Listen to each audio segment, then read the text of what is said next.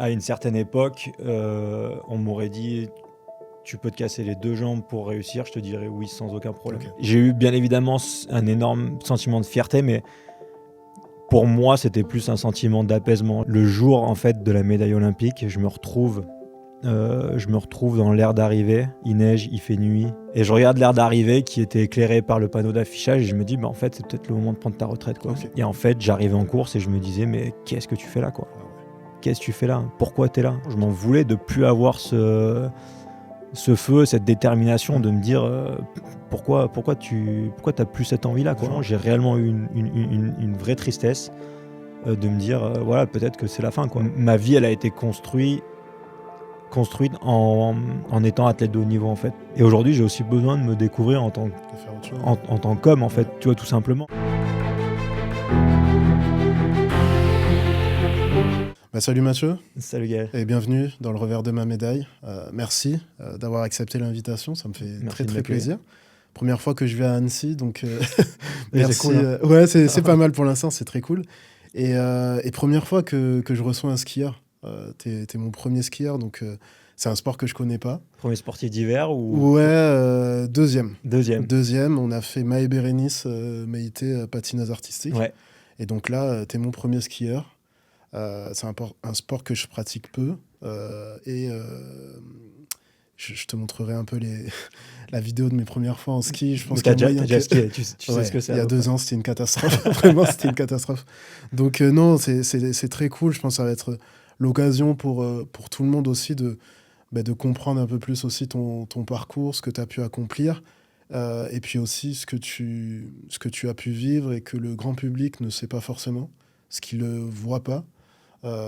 C'est l'idée de ce podcast, c'est de montrer aussi l'être humain qui se cache derrière le sportif de haut niveau, et donc c'est la raison pour laquelle je t'ai demandé gentiment d'être l'invité. Ma première question, c'est qu'est-ce qui te motive et qu'est-ce qui t'a donné envie d'accepter l'invitation ?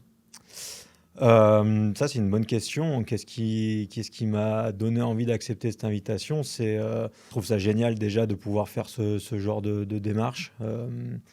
Parce que, comme le dit le titre de ton podcast, c'est-à-dire qu'on entend beaucoup parler de ce qui brille, des choses qui se passent bien dans une carrière de sportif de haut niveau, mais c'est vrai que c'est plus délicat et c'est moins souvent qu'on a l'occasion de discuter un petit peu de tout ce que ça implique, de à quel point ça demande une implication totale et sur du très long terme pour pouvoir atteindre ses objectifs. Et en fait, c'était aussi, j'ai envie de dire, un petit peu un moyen aussi pour moi de faire une introspection pour réellement comprendre comment j'ai fonctionné, qu'est-ce que j'ai fait durant ma carrière pour en arriver là. Donc, j'ai envie de dire que le challenge et l'opportunité, elle est peut-être des deux côtés. Donc, c'est pour ça que c'est vraiment chouette de pouvoir répondre favorablement à cette invitation. Très cool, ça me fait très plaisir. Tu as une super carrière, tu as été double champion du monde, médaillé olympique.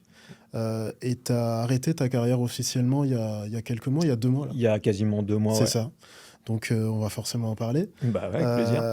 Tout d'abord, moi j'aimerais reprendre du tout début et savoir comment le ski est arrivé dans ta vie. Est-ce que tu t'en rappelles ? Est-ce que tu te rappelles même de la première fois où tu as été sur des skis, la sensation que ça t'a fait ? Alors, c'est très banal, c'est très commun, c'est-à-dire que j'ai grandi en station de ski, à Isola 2000, c'est une station du sud de la France, pas très loin de Nice. J'ai toujours habité là-haut, c'est quasiment à 2000 mètres d'altitude. Ouais. Donc, en fait, quand il y a eu de la neige et que j'ai su marcher, mes parents ils m'ont mis sur des skis et j'ai envie de dire que c'était un petit peu la facilité et la voie normale.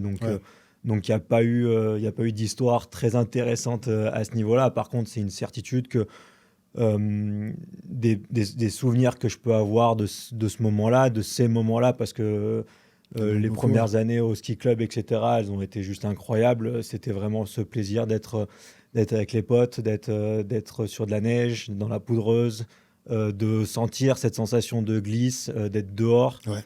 C'est vraiment ça au tout début qui m'a marqué.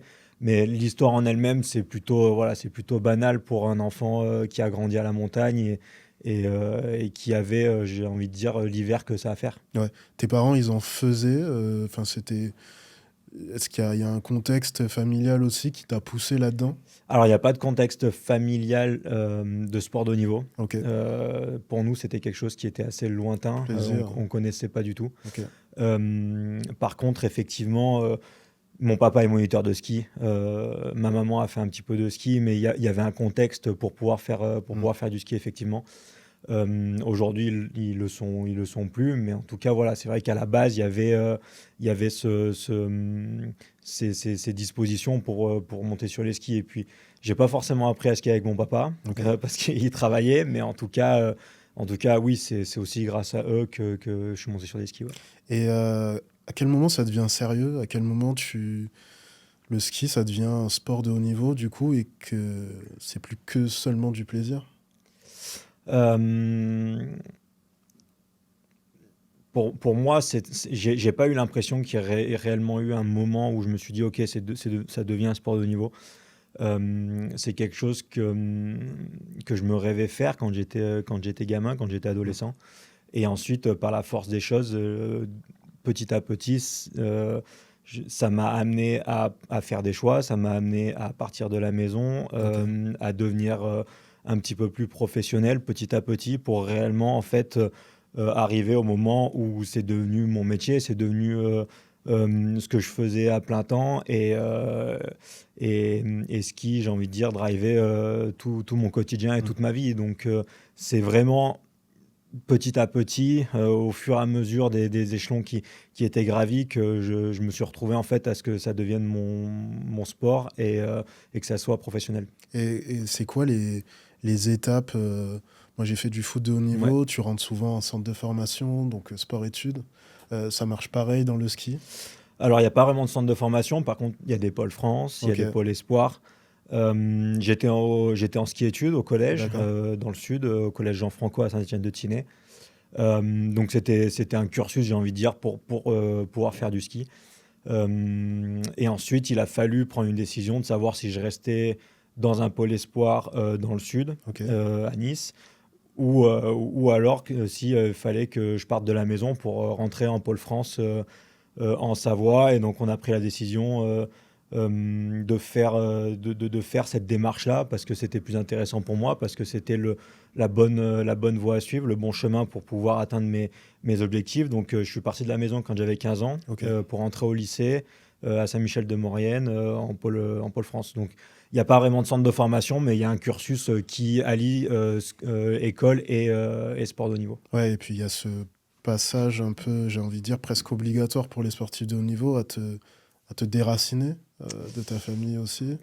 Ouais, alors après, je sais pas si réellement enfin, tous les Savoyards, toutes les personnes avec qui j'ai fait du ski et qui sont originaires Ouais. de la région, ils n'ont pas réellement eu à faire cette démarche-là. Mais effectivement, je pense que selon d'où on vient et le sport qu'on fait, il y a effectivement ce besoin à un moment donné de faire ce choix-là qui peut être compliqué, difficile, mais en fait, qui est fait vraiment.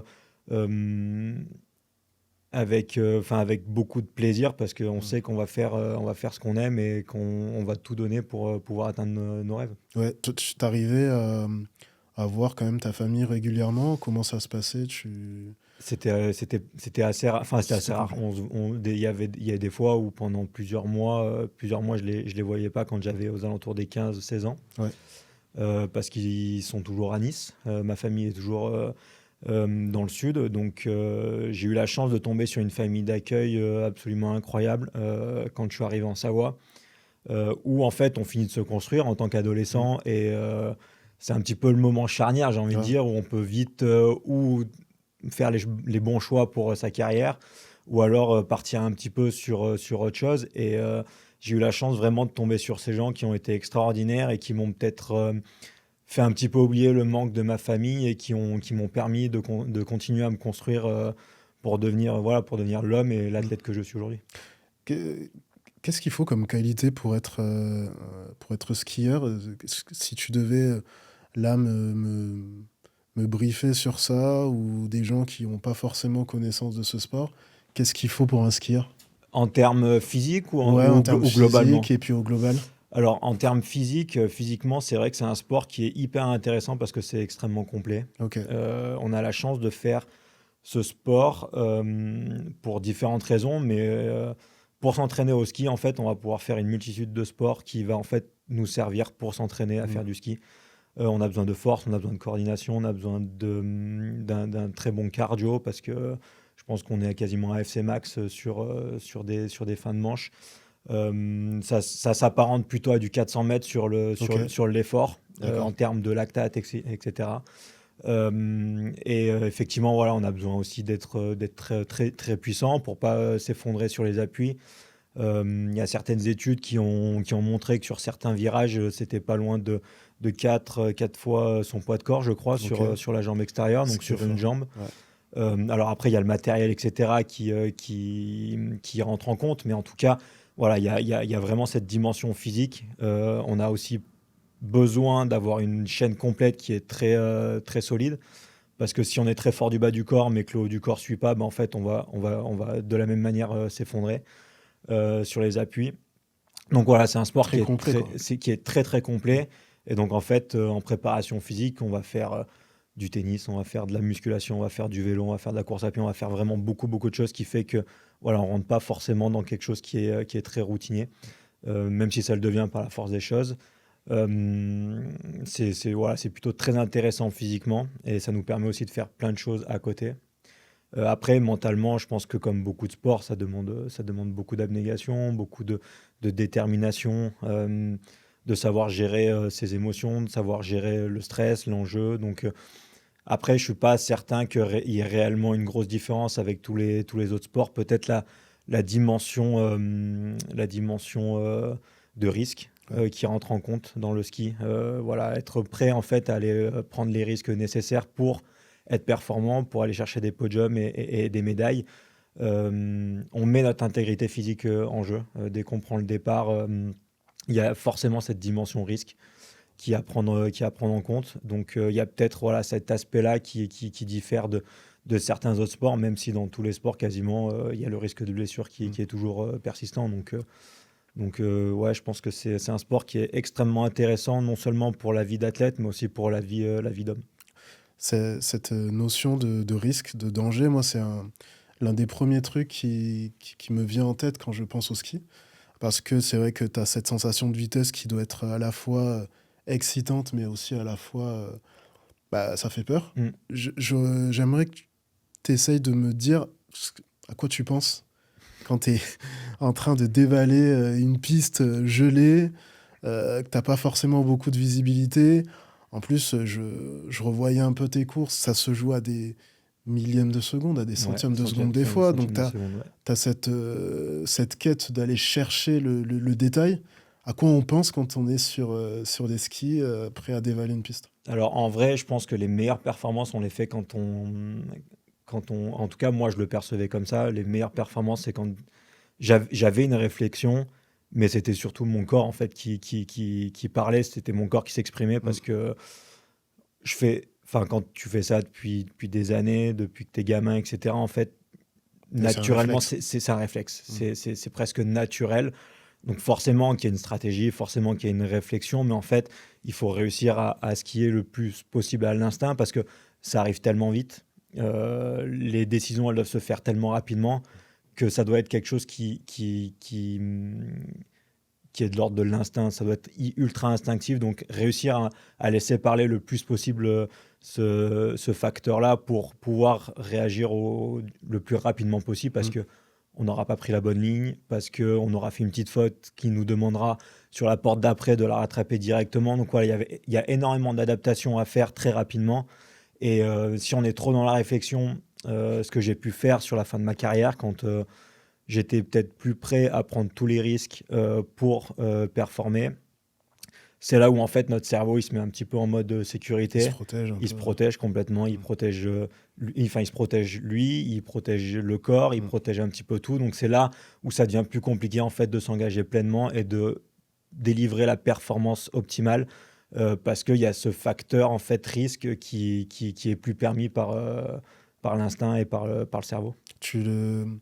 donc, tu as capté qu'il y avait une évolution de ton rapport au risque, Ouais. en fait, pendant ta carrière. C'est marrant que tu dis ça parce que même quasiment tous les sports de vitesse, je regarde pas mal de Formule 1 aussi en ce moment, tous les pilotes aussi en parlent.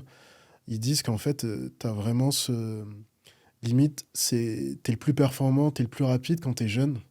Et que souvent, quand tu prends en expérience et en âge, c'est là où t'as peut-être un peu plus conscience. Est-ce que ça t'arrive aussi? Enfin, t'es Alors, d'accord un peu avec cette ouais, je suis vision-là? complètement d'accord avec ça. Ok. Je suis complètement d'accord avec ça. Après, je pense que c'est peut-être un petit peu plus nuancé et il y a, pour moi, il y a effectivement le fait que plus tu as conscience du risque, plus c'est compliqué d'aller chercher ces Ouais, limites-là. Donc, en fait, quand tu es jeune, bah, tu n'as pas forcément cette conscience du risque. En tout cas, tu sais que c'est là, mais tu le perçois peut-être un petit peu moins avec l'insouciance, avec le moins de maturité. Donc, il y a effectivement cet aspect-là, mais tu as aussi l'aspect, en fait, je pense, qui est beaucoup plus intérieur de. Il faut que ça fonctionne et en fait, je suis prêt à prendre le risque ouais, d'aller me mettre au carton pour atteindre mon objectif et pour atteindre la c'est performance. ça. Euh, et ça, en fait, peu importe l'âge, alors après, ça dépend des personnes, ça dépend de, de, d'à quel point on a envie d'aller chercher le résultat, etc.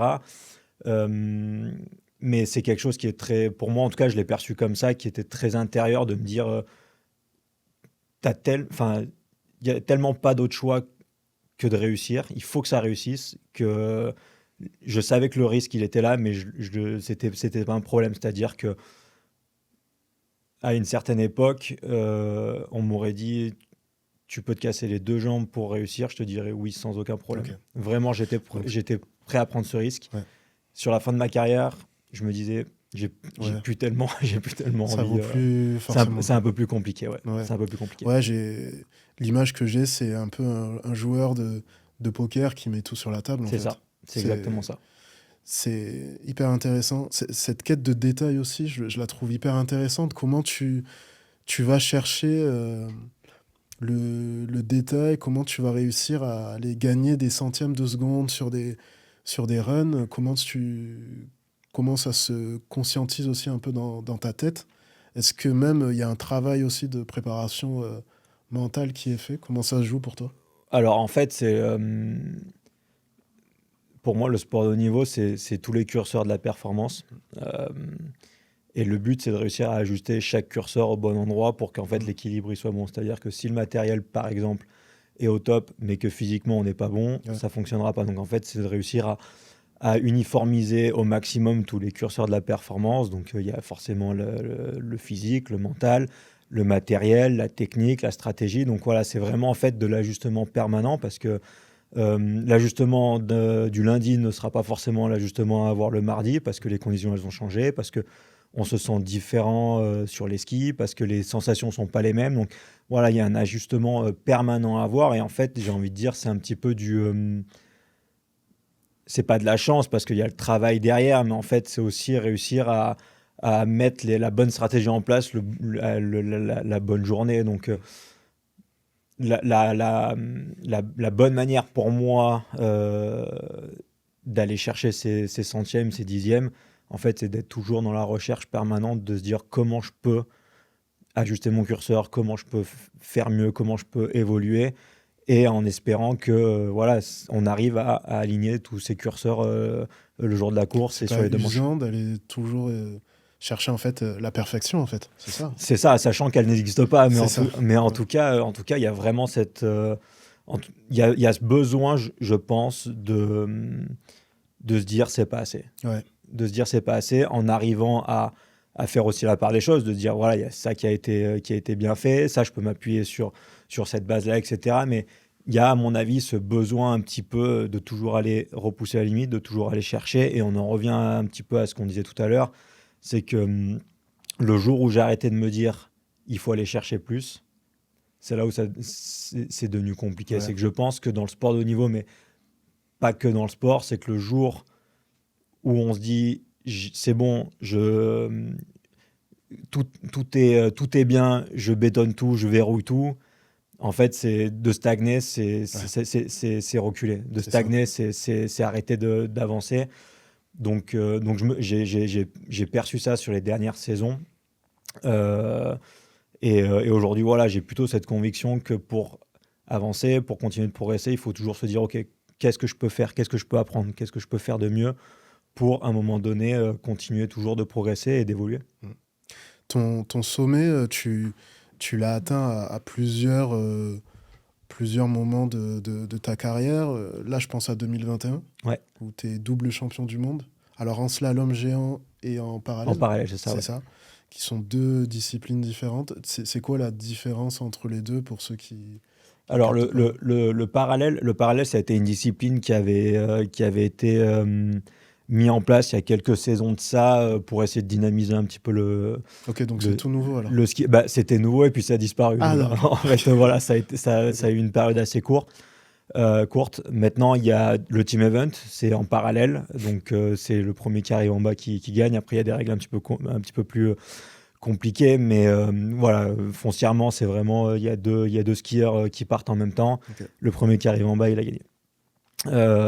Donc, ils ont fait ça par équipe pour qu'il y ait une course des nations pour voir un petit peu quelle était la meilleure équipe. Et ensuite, ils ont essayé de le mettre en place en individuel Ok. sur plusieurs formats. Ça a d'abord été du slalom, donc avec des piquets de slalom. Ensuite, ça a été du slalom, mais avec des portes de géants. Donc voilà, ça a été des formats un petit peu différents. Et après, ça a été, je crois, sur deux championnats du monde en parallèle géant. Donc moi, j'ai gagné la première fois le titre de champion du monde en parallèle géant. Ok. Et, donc voilà, c'est des distances qui sont un petit peu plus courtes que le géant normal, en tout cas en distance entre les portes. Mais c'est toujours le même principe, c'est-à-dire que c'est le premier qui arrive en bas, il a Mm. gagné. Après, il y a des premières manches, des deuxièmes manches, un petit peu comme un géant normal. Mais voilà, en tout cas, sur le principe de base, ça a été comme ça. Mais aujourd'hui, il n'y a il y a Aujourd'hui, il plus n'y de a plus. parallèle. Non. Tu te rappelles ce que tu as ressenti après ces deux victoires? C'est, c'est les deux premières victoires qui t'ont un peu consacré. Est-ce que c'est encore loin dans ta mémoire ou c'est encore bien présent? Et est-ce que ouais, tu te rappelles ce que tu as ressenti? Oui, je me rappelle. Bien sûr que je m'en souviens parce que c'est des sensations qui sont incroyables et je pense que ça peut que rester gravé à vie. Je me souviens que quand j'ai été champion du monde de parallèle, ça a été quelque chose enfin, j'ai été extrêmement content, extrêmement fier, même si j'étais pas forcément pour cette discipline. Mm. Enfin, je suis quelqu'un qui aime le ski au sens noble enfin, au sens le plus noble du terme, c'est-à-dire sur les disciplines qui sont un petit peu à la base du ski alpin.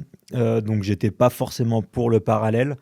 Mais comme beaucoup de choses, j'ai décidé de le faire et de le faire de la meilleure des manières.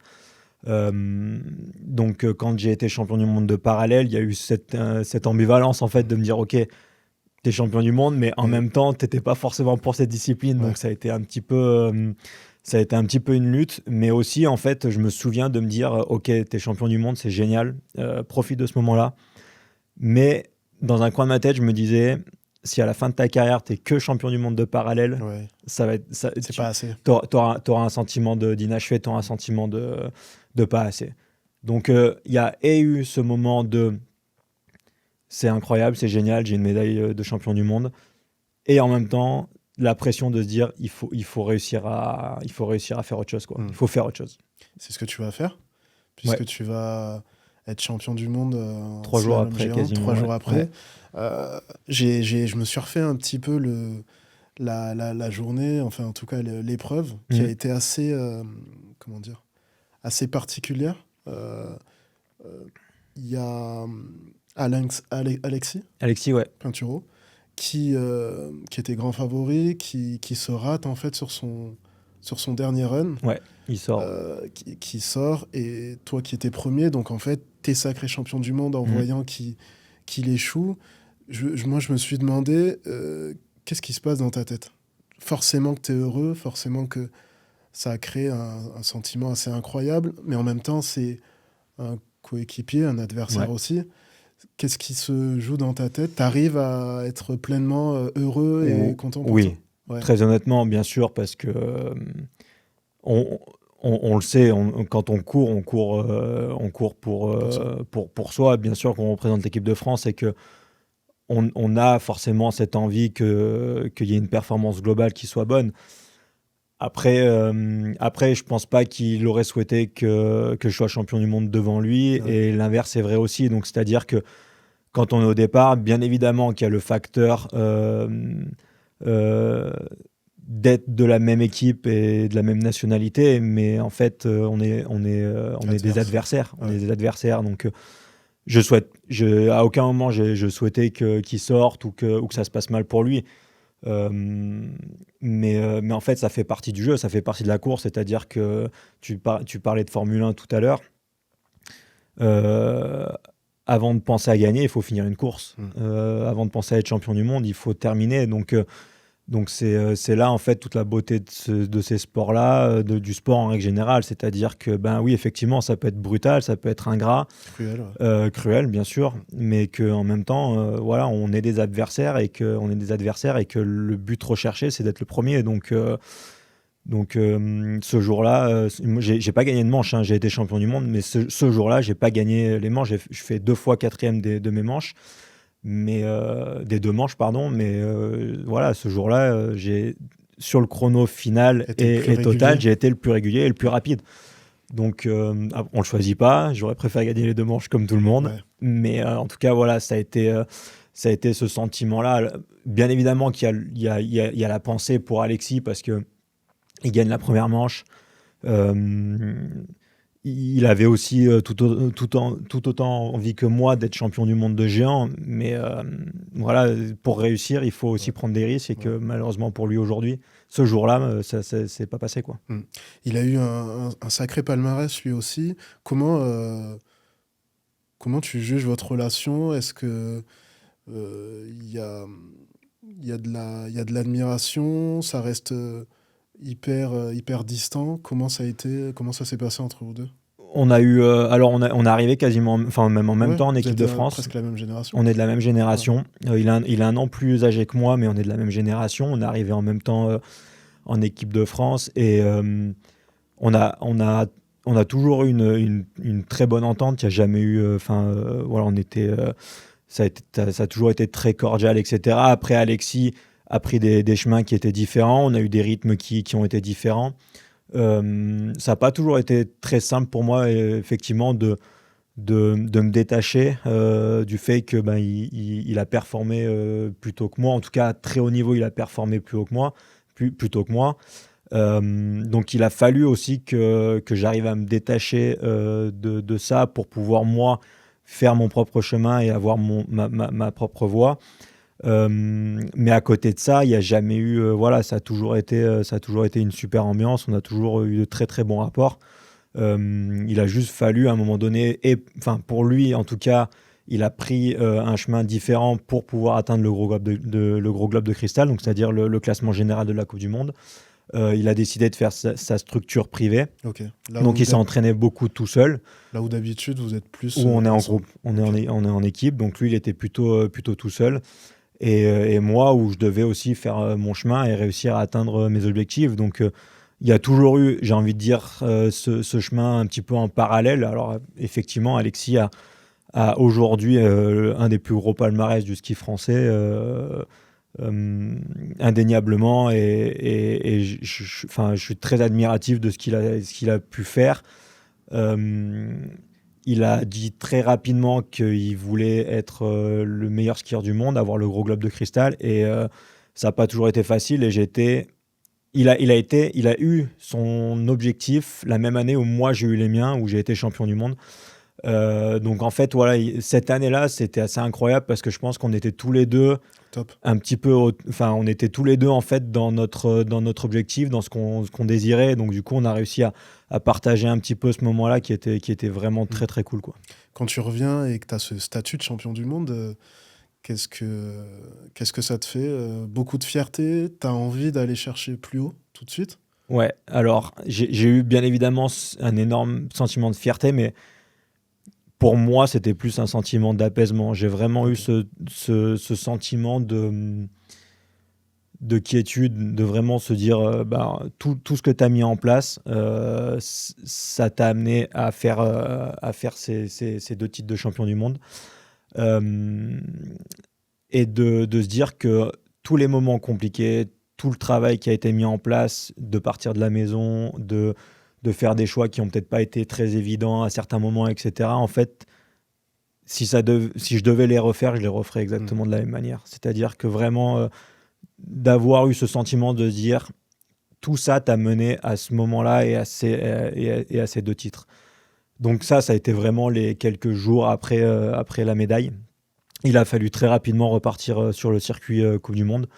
Je crois que 5 ou 6 jours après, on était en Coupe du Monde. Et Ah, donc t'as même pas le temps de vraiment t'as pas apprécier, vraiment quoi. le temps. Tu l'apprécies et tu es toujours un petit peu dans cet état d'esprit assez paisible parce que tu dis, OK, si je loupe ma Coupe du Monde, OK, je viens d'être champion du monde, donc j'ai envie de montrer que je Mm. le mérite. Mais en même temps, si ça marche pas, on viendra pas me récupérer mes médailles. Donc il y avait un petit peu ce phénomène-là sur la fin de saison qui s'est super bien passé. Je fais la meilleure partie de saison de ma carrière et ça se passe super bien. Je me suis jamais autant régalé que ce moment-là dans ma vie. Mais effectivement, après, il y a très rapidement il faut continuer à évoluer, il faut continuer à aller chercher. Euh, donc oui, il y a eu ce moment de quiétude,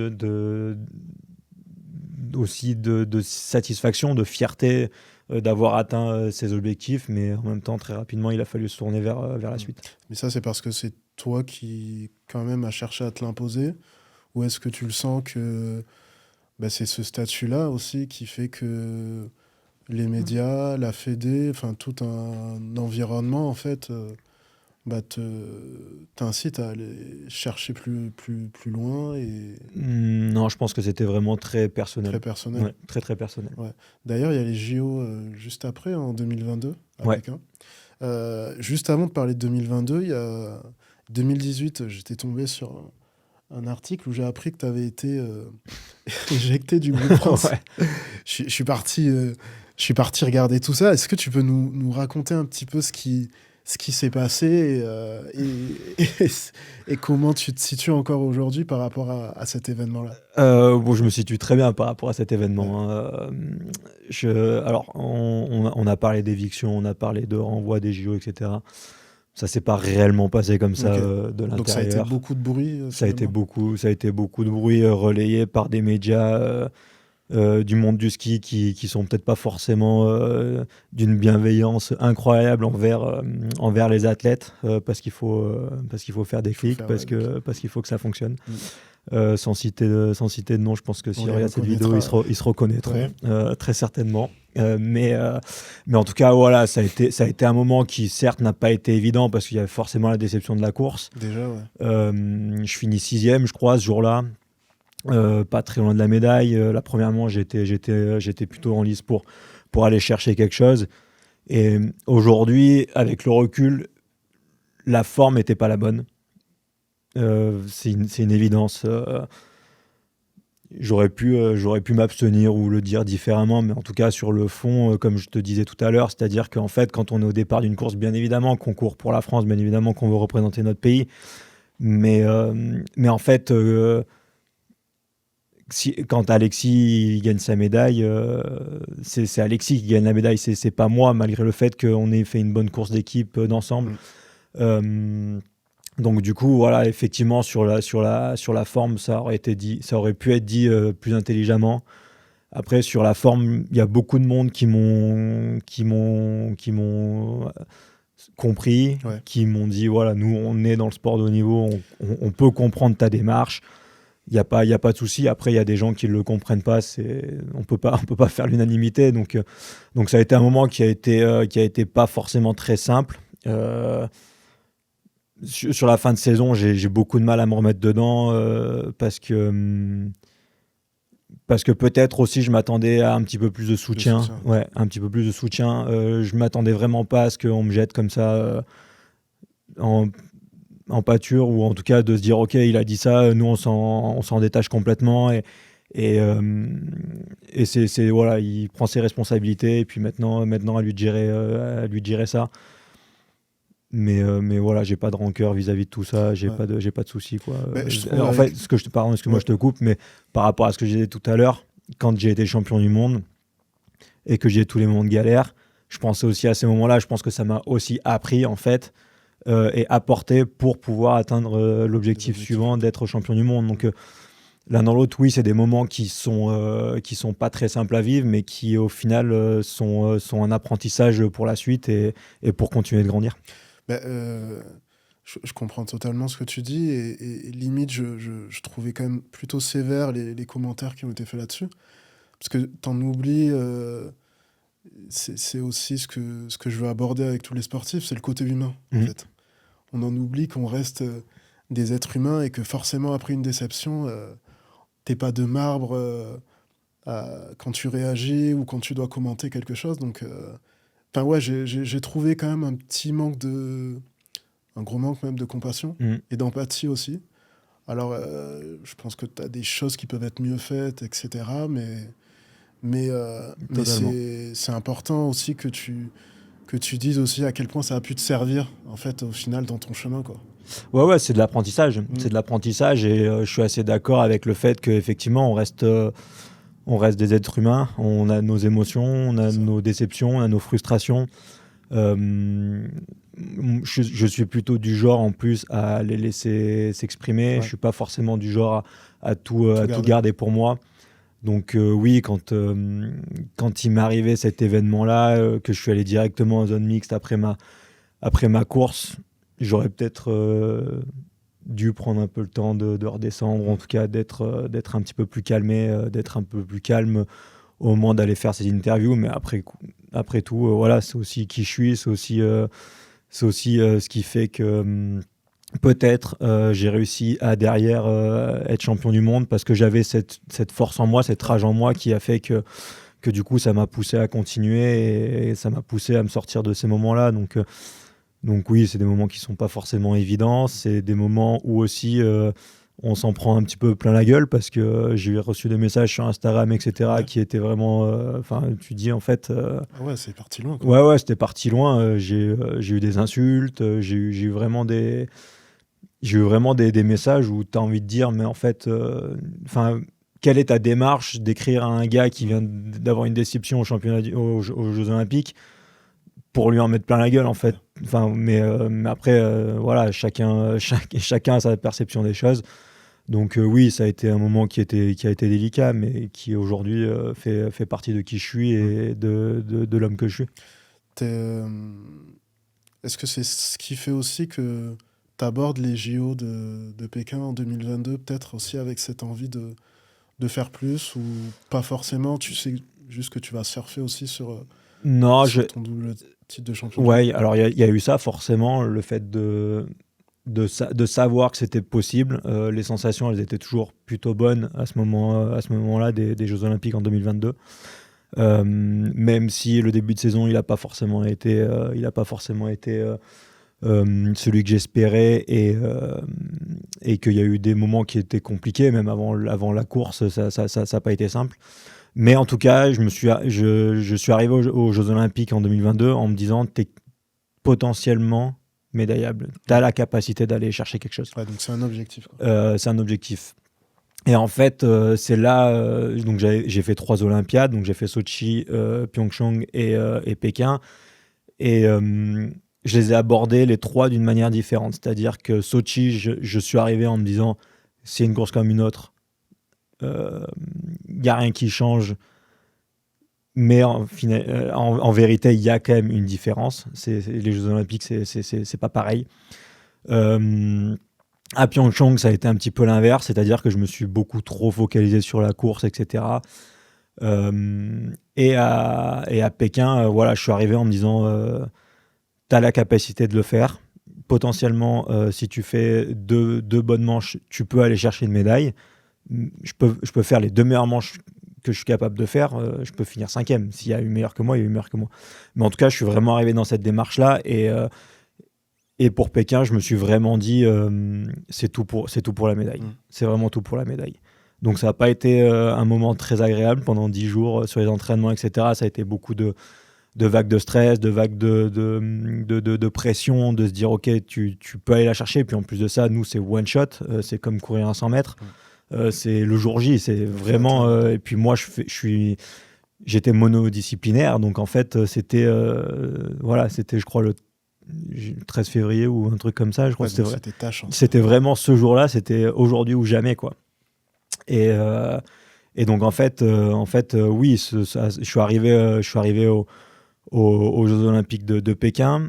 J'ai jamais été un grand fan des Jeux Olympiques. Alors, c'est pas vraiment le mot. Je trouve que c'est une ambiance qui est vraiment différente de ce qu'on a l'habitude de voir.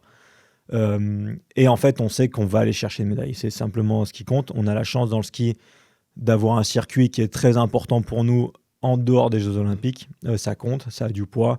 Donc, si tu veux, c'est pas une course tous les 4 ans. Ouais, c'est pas comme d'autres disciplines. C'est pas comme d'autres disciplines où vraiment le point d'orgue, c'est les Jeux Olympiques et tout est fait pendant 4 ans pour vraiment les Jeux Olympiques.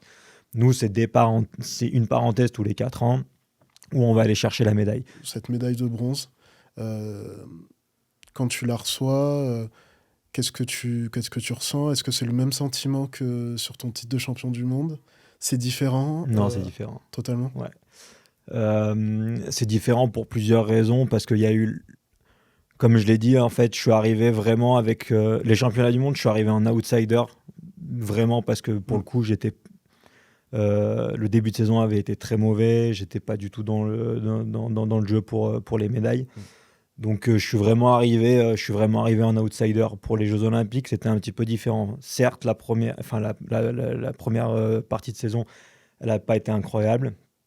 Il n'empêche que je suis quand même arrivé en ayant gagné des manches, en ayant fait des bons résultats. Donc il y avait un petit peu ce côté, voilà, tu peux aller chercher une médaille et les gens ils vont attendre que tu fasses une performance. Donc la démarche d'avant-course, elle avait été un petit peu différente, donc forcément que la finalité était aussi un petit peu différente. Il n'empêche que je fais 3e de la première manche à Pékin, aux Jeux Olympiques. Et après la 2e manche, j'arrive en bas, je suis 2e. Donc il en reste encore 2 à passer. Et en fait, dans ma tête, je me dis, bah ok, tu vas finir 4, quoi. Tu vas finir 4e. Donc tu te prépares. Prépare-toi parce que tu vas être ce gars-là. Ouais. Tu vas être ce gars-là qui finit 4e aux Jeux Olympiques. Pire place, un peu. Une des pires places. Ouais. Une des pires places. Et en fait, donc le skieur qui part juste derrière moi, il fait une erreur. Et du coup, je passe de tu vas finir 4e à t'as ta médaille et tu vas être sur un podium olympique, quoi. Je sais encore pas à quelle place, je sais encore pas si je vais être médaillé de bronze ou vice-champion olympique, mais voilà, je sais qu'il y a ce truc de vague émotionnelle où je me dis tu vas finir 4e et en un claquement de secondes, en fait t'es médaillé olympique, quoi. Donc oui, ça a été une émotion qui était folle parce que c'est un accomplissement d'avoir une médaille olympique. C'est forcément quelque chose qui reste gravé, qui reste marqué à vie. Après, par rapport aux championnats du monde, il y en a 2 qui ont été meilleurs que moi ce jour-là. Donc, il y a aussi le côté de se dire, OK, oui, tu as une médaille, tu es très fier, mais par rapport aux championnats du monde, où même si c'était perfectible et que j'aurais pu faire mieux, il n'empêche que ce jour-là, personne n'a été meilleur. Donc, voilà, tu as gagné la course. Là, il y en a 2 qui ont été devant. Donc, il y avait vraiment ce sentiment un petit peu partagé où tu as atteint ton objectif, parce que l'objectif, c'est de partir avec une médaille. Ta journée, elle a été très longue, elle a été très éprouvante. Donc, voilà, il y a eu vraiment une fatigue nerveuse, une fatigue émotionnelle qui était très présente. Et en même temps, de se dire, il y avait peut-être mieux à aller chercher, quoi. Quand tu as annoncé que tu t'arrêtais, tu disais, tu as dit que tu avais été rassasié après, après cette année 2022 et cette médaille. En tout cas, c'est la compréhension que j'en ai maintenant. Ouais, c'est sur le moment, est-ce que tu as encore envie d'aller chercher plus loin ? Ou est-ce qu'en fait, tu sens très vite que En fait, j'ai atteint ce que j'avais à atteindre, limite, et ça va être assez dur de se remotiver. Bah, c'est une anecdote que j'ai racontée plusieurs fois. Alors, je sais pas si je l'ai déjà raconté dans les médias ou que c'est déjà sorti, mais le jour en fait de la médaille olympique, je me retrouve dans l'aire d'arrivée euh, après la conférence de presse. Il neige, je suis tout seul Ouais. avec le chargé des médias de la fédération. Il neige, il fait nuit. Vraiment une ambiance très, très solennelle et très. Et je regarde l'air d'arrivée qui était éclairé par le panneau d'affichage et je me dis, bah, en fait, c'est peut-être le moment de prendre ta retraite, quoi. Ok. C'est peut-être le moment de. Mais ça, c'est vite parti. hyper rapide, quoi. C'est vraiment un truc très, très. C'est une fulgurance. C'est vraiment un truc de se dire. Alors, je sais pas si fulgurance c'est le bon mot, mais en tout cas, c'est très rapide dans ma tête de me dire, voilà, t'es une médaille olympique, t'es champion du monde. Et en fait, tout de suite, ton cerveau, il dit, bah non, Non, il faut non, aller chercher. non, il faut continuer, il faut aller chercher. Derrière, c'est très compliqué parce que bah il y a la redescente des Jeux Olympiques, de la médaille, juste les entraînements derrière parce que du coup, il y avait le team event, le fameux team event en parallèle qui était, je crois, 2 ou 3 jours après ma médaille au JO où j'étais en lice et j'étais déjà plus moi-même, quoi. J'étais déjà plus le même pour en avoir discuté avec mes entraîneurs et un entraîneur voilà, qui me connaît parfaitement. Il m'a dit t'étais déjà plus le même homme, quoi. Ouais, Il y avait un truc qui avait déjà évolué. Et ouais, ça m'a pris quasiment 3 ans pour réellement comprendre que en fait, ce jour-là, je pense qu'il y a quelque chose qui s'est passé, ouais.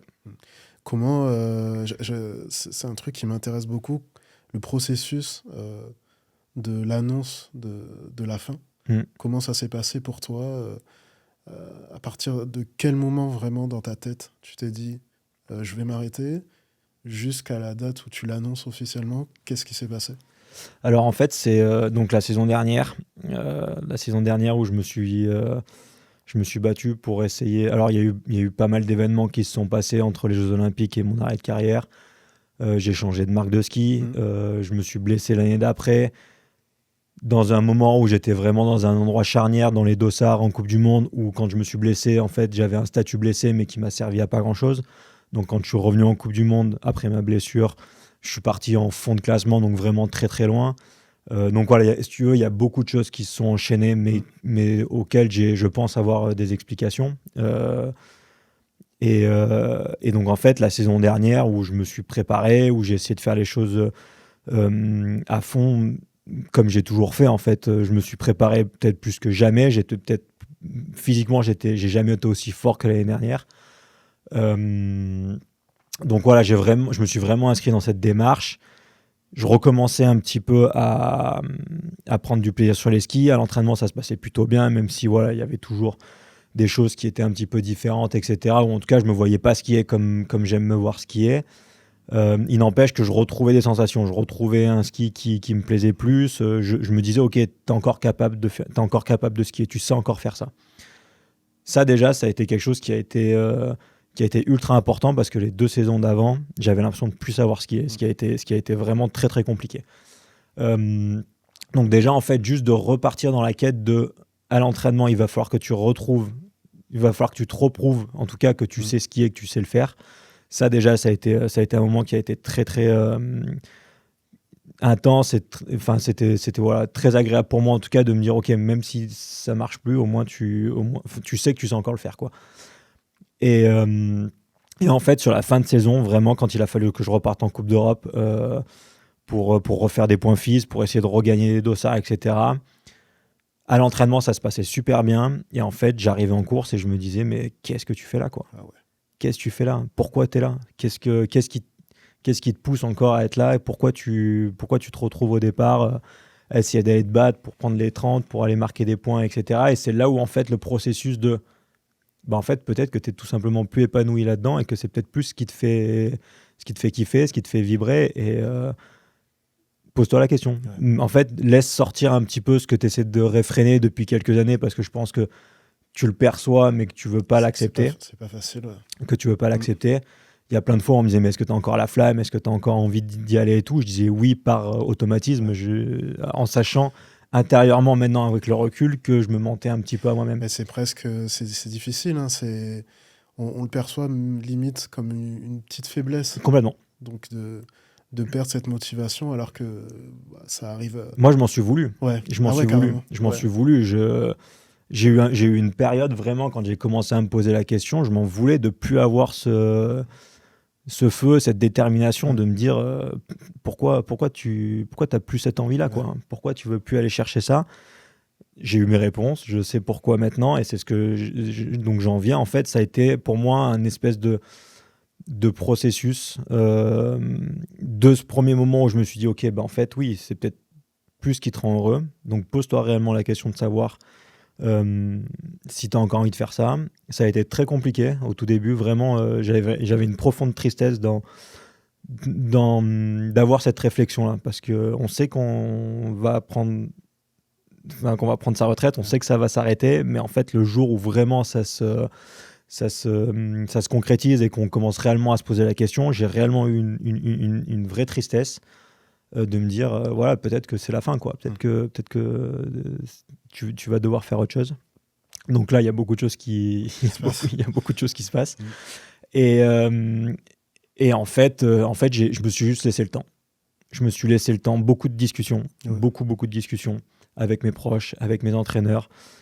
J'ai la chance d'avoir une bande de potes qui sont quasiment tous passés par le sport de haut niveau et qui ont tous arrêté. J'étais le dernier des Mohicans, j'étais vraiment le dernier. Donc tu as eu l'expérience. Donc j'ai eu l'expérience, j'ai eu ceux qui ont fait différemment et donc voilà, j'ai eu de l'expérience, etc. Mais j'ai aussi en fait pris le temps de laisser décanter les choses. Je me suis dit, il est hors de question que tu prennes une décision en fin de saison quand t'en as juste marre de faire du ski et que quoi qu'il arrive, en fait, bonne ou mauvaise saison, à la fin de la saison, quand tu arrives en avril, tu as juste envie de ranger les skis et de partir sur les cocotiers, quoi. Okay.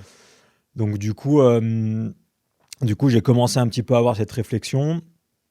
J'ai tourné la vidéo d'arrêt de carrière assez rapidement. Je crois que je l'ai tournée au mois de mai pour voir ce que ça me faisait, pour continuer en fait ce processus dont je parlais. Et après, je suis parti en vacances. Okay. Je suis parti en vacances en me disant tu verras bien. Tu verras bien si en revenant, tu as envie de t'entraîner. Et en fait, je me suis rendu compte que j'avais pas cette envie-là, quoi. J'avais plus cette envie de... Tu t'es laissé le choix. Déjà, je me suis laissé le choix par le fait de m'enlever toute contrainte. C'est-à-dire que j'ai commencé à avoir des discussions avec la fédération, avec les entraîneurs, etc., pour savoir comment ça pouvait s'articuler pour la saison, qui vient là. Et je me suis dit, si tu veux prendre la meilleure décision possible, il faut plus que tu aies de contraintes, il faut plus que tu aies d'attaches. Il faut vraiment que tu sois mis face à toi-même et que si tu y retournes, c'est parce que réellement tu as envie d'y retourner et que tu y retournes de la manière dont tu as envie d'y retourner. Ou alors, en fait, c'est juste que tu n'as plus envie et en fait, laisse-toi le temps de voir si tu as encore cette envie-là ou pas. Donc, du coup, j'avais pas d'équipe, j'avais pas de ski, j'avais strictement rien. En me disant, voilà, aujourd'hui, tu es libre. Tu es libre de prendre les deux décisions. De ou arrêter parce que tu n'as aucune obligation, ou d'y retourner. Et si tu as envie d'y retourner, en fait, voilà, j'avais eu des discussions avec Ed, avec ma marque de ski, avec certains entraîneurs, etc., pour savoir s'ils pouvaient me suivre. Je savais que j'avais des options. Mais en tout cas, je n'avais pas de certitude. Donc, j'ai laissé décanter ça et jusqu'en fait, arriver au bout de l'été, je crois que c'était juillet-août, où je me suis dit, voilà, t'as passé ton été, t'as kiffé, t'as fait du sport, mais t'as pas eu envie de t'entraîner. T'as pas eu envie quand les mecs ils étaient sur les glaciers et tout, j'avais pas envie d'y être, ça m'a pas manqué, quoi. Je me suis pas dit, j'ai qu'une envie, c'est d'être sur des skis. Et en fait, ça s'est simplement fait en se coordonnant avec la fédération, de dire, en fait, voilà, il faut juste qu'on fixe une date et qu'on sorte la vidéo qui avait été faite bien en amont. Mais il n'y a pas eu un moment en fait où je me suis dit, ok, c'est fini. J'ai pas eu ce moment-là. C'est vraiment en fait juste un chemin et de se dire, voilà, maintenant, même maintenant, j'ai pas l'impression qu'il y ait eu un stop. C'est-à-dire que pour moi, c'est mon chemin de vie. C'est-à-dire que c'est mon processus pour voir ce qui va m'arriver après.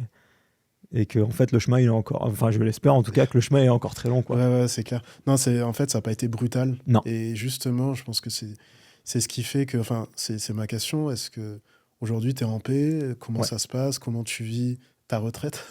Parce que ça y est, c'est terminé. Je suis complètement en paix avec ça, parce que déjà je l'ai décidé. Je pense que c'est ultra important. Ouais. Vraiment, c'est une importance folle.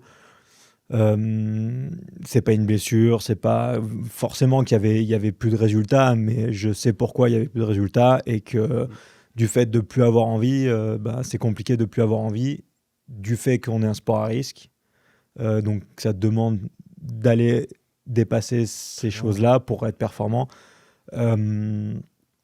Donc voilà, je sais pourquoi à un moment donné il y avait plus ce feu, il y avait plus cette performance, et je me suis juste dit aujourd'hui t'as plus envie de faire ça, t'es plus heureux là-dedans, donc en fait passe à autre chose, et si t'en es là, c'est parce qu'en fait t'es en paix avec ce que tu as fait et avec les objectifs que t'as atteints, en fait. Je suis pas convaincu que si j'avais pas été médaillé olympique ou même champion du monde, je me serais retrouvé dans cette situation-là. J'aurais peut-être encore ce truc de me dire, il faut aller chercher quelque chose, il faut avoir une médaille, il faut avoir un palmarès. Donc en fait, je suis en paix avec ça, parce que je me suis rendu compte que j'étais peut-être juste arrivé au bout de mon chemin, que j'ai zéro regret, parce que je me suis battu jusqu'au bout. Comme je l'ai dit, je suis retourné en Coupe d'Europe, je suis retourné sur des disciplines sur des niveaux inférieurs, pour réellement essayer de me battre jusqu'au bout, et jusqu'au moment où tu dis ok, j'ai fait le tour, quoi. J'ai fait le tour, et puis alors c'est peut-être bête à dire, mais de se dire tu vas réinvestir autant, tu vas t'impliquer autant, ne serait-ce peut-être juste que même pour remonter sur un podium en Coupe du Monde, ça m'intéressait plus, quoi. Ça m'intéressait plus. Enfin, ça m'intéressait plus. Ça allait pas changer en fait la perception que j'allais avoir de ma carrière ou de ce que j'avais pu accomplir, quoi. Ça va ressembler à quoi la suite aujourd'hui? Est-ce que tu le sais un peu? Non. Non. J'ai pas mal de pistes. Aujourd'hui, vraiment, j'ai envie d'explorer. Parce que je suis assez monotâche. C'est-à-dire que quand j'étais sportif de haut niveau, je savais qu'il y avait des choses à côté. J'ai fait des choses à côté. Mais ça me prenait très peu de temps. C'est-à-dire que vraiment, je voulais être efficace dans mon sport et à 100% dans ce que je faisais. Donc, je ne m'autorisais pas forcément à faire grand-chose à côté. Aujourd'hui, voilà, j'ai aussi cette envie d'explorer, de voir qu'est-ce qui peut me plaire, de comment faire les choses, parce que c'est bête, mais en fait, je me suis toujours... ma vie, elle a été construite en étant athlète de haut niveau, en fait. Ma perception, elle est à travers le sport de haut niveau. Et aujourd'hui, j'ai aussi besoin de me découvrir en tant qu'homme, en fait, tu vois, tout simplement. Alors, tu le dissocies jamais vraiment, hein, le sportif de l'homme. Je me suis accompli en tant qu'homme aussi à travers ma carrière. Mais aujourd'hui, qu'est-ce qui me fait kiffer? Comment j'ai envie de passer mon temps libre? Comment j'ai envie de vivre la suite, etc. En fait, toutes ces questions-là, j'ai pas la réponse. Donc, j'ai ressenti le besoin de prendre du temps, de ne pas avoir un truc qui me reprenne 100% de mon énergie tout de suite. J'ai envie d'explorer, j'ai envie de voir ce qui peut s'offrir à moi, de voir s'il y a des choses qui me plaisent, d'autres moins. En tout cas, j'ai la chance de pouvoir prendre ce temps-là, donc de pouvoir le faire. Donc c'est quand même cool, quoi. C'est quand même très agréable. Et puis c'est une chance. C'était Manon Ouette, handballeuse, qui me disait que quand elle a arrêté... Elle avait cette image d'un champ infini c'est exactement ça. De choses à faire, en fait, que tu n'as pas forcément eu le temps de faire ou même eu à l'esprit. Et donc, c'est pour ça, moi, je me dis que c'est juste hyper... Alors, ça peut faire peur, mais c'est quand même hyper passionnant et excitant de te dire qu'il y a plein de choses qui... Moi, j'ai vécu la chose comme ça, c'est-à-dire que j'ai eu cette sensation quand j'ai commencé un petit peu à me poser la question de savoir si je voulais prendre ma retraite ou pas. Je me suis rendu compte qu'il y avait... En fait, quand tu es sportif de haut niveau, quand tu es en carrière, je pense que c'est fondamental. il n'y a que ça qui compte. C'est-à-dire que tu as des œillères, tu sens qu'il y a des choses qui se passent autour, tu sais qu'il y a une vie qui est à côté, mais pour toi, c'est le sport de haut niveau. Pour moi, c'était le ski, il y avait que ça qui comptait, quoi. Jusqu'au jour où tu commences à te poser la question de savoir qu'est-ce que tu veux faire, et là, tu enlèves les œillères. Tu commences à relever un peu la tête de ton sport, du ski, et tu dis, ouais, mais en fait, il y a une infinité de choses à faire, donc c'est vertigineux. Au départ, ça fait peur. Tu dis, ouais, mais en fait, comment ça va se passer? Qu'est-ce que je vais faire? Comment je vais réussir à surmonter ça? Parce que c'est une infinité d'opportunités, mais en même temps, un vide infini. Tu vois, c'est-à-dire que je savais à peu près comment ma vie elle se déroulait d'une année sur l'autre parce que les entraînements, etc. Et là, d'un coup d'un seul, en fait, tu te retrouves à avoir le champ libre, quoi. Le champ libre. Donc c'est flippant et en même temps incroyablement enrichissant et intéressant parce que en fait tout est possible, quoi. Ouais. Bah, écoute, je te souhaite vraiment de kiffer ta nouvelle vie. Merci beaucoup. C'était un super moment. On arrive à la fin et j'ai apprécié ce moment. Puis découvrir déjà un autre sport et puis aussi l'honnêteté, la sincérité que tu as mis à te livrer de cette façon. J'espère que tu as aussi apprécié ce moment-là. C'était génial, c'est très cool. Vraiment, merci. Merci beaucoup, merci Mathieu. À toi pour l'invitation. Merci pour cette visite à Annecy. Vraiment, du coup, c'est toi. Merci d'être venu à Annecy. Non, c'est très cool. Et puis voilà, j'espère que ton histoire, que ton message aussi va pouvoir toucher, impacter et inspirer aussi d'autres sportifs et même des gens qui n'en font pas, parce que je pense que ça peut toucher. J'en suis même convaincu, toucher plein d'autres personnes. Donc merci encore. Merci à toi. J'espère que vous avez passé, vous aussi, un super épisode à nous écouter, à écouter Mathieu. N'hésitez pas à partager cet épisode, à partager et à parler autour de vous de ce podcast. On se retrouve dans 2 semaines pour un nouvel épisode. Ciao, ciao. Merci Mathieu. Merci.